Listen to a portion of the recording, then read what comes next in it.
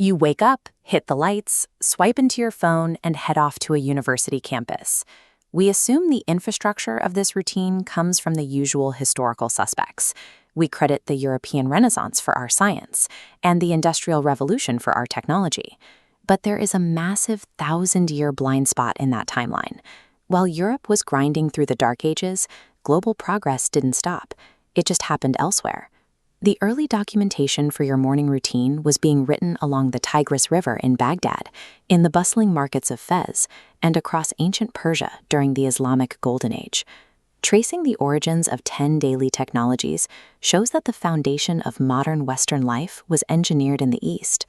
In the year 859 CE, a young woman named Fatima al-Fikri used her inheritance to construct a sprawling educational complex in Morocco called Al-Qarawiyyin. This is the courtyard of Al-Qarawiyyin. It grew beyond a traditional mosque to become the world's first degree-granting university, establishing the organizational structure that global higher education still follows. Meanwhile, in Iraq, the House of Wisdom in Baghdad was functioning as an early model for the modern research center. Scholars gathered there from across the globe to translate volumes of ancient Greek, Indian, and Persian texts into Arabic. This cross-cultural translation effort introduced Hindu-Arabic numerals and the mathematical concept of zero into the broader world. This Arabic manuscript page shows geometric diagrams used by a scholar named Al-Khwarizmi. He used this space to formalize algebra, removing guesswork from solving quadratic equations. When his name was later translated into Latin, it became algorithmy. We now use the term algorithm for the mathematical rules that dictate social media feeds and computer software. By building institutions dedicated to research, the scholars of the Islamic Golden Age turned abstract math into practical tools that now organize society. Those early tools provide the logic securing the phone in your pocket. Modern cybersecurity relies on the groundwork laid by Al-Kindi, who pioneered early work in code breaking and encryption. He cracked complex ciphers by applying mathematical logic to ancient Greek philosophy. The camera on that phone is also tethered to this era.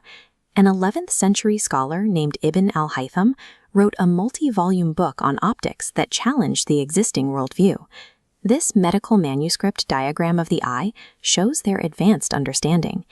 Ibn al-Haytham was the first to accurately explain the physical principles of light bouncing off objects and entering the retina.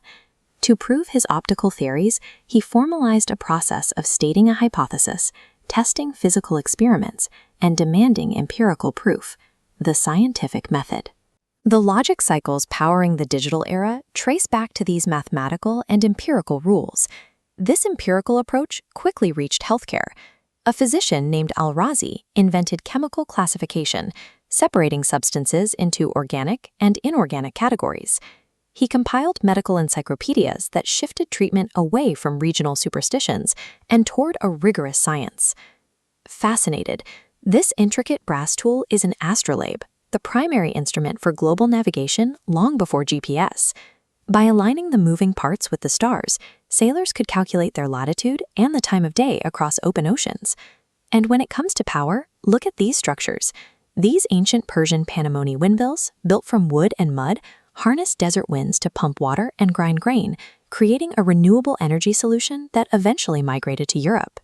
From diagnosing diseases to charting the stars and harnessing the wind, our ability to control our environment began with these engineering feats.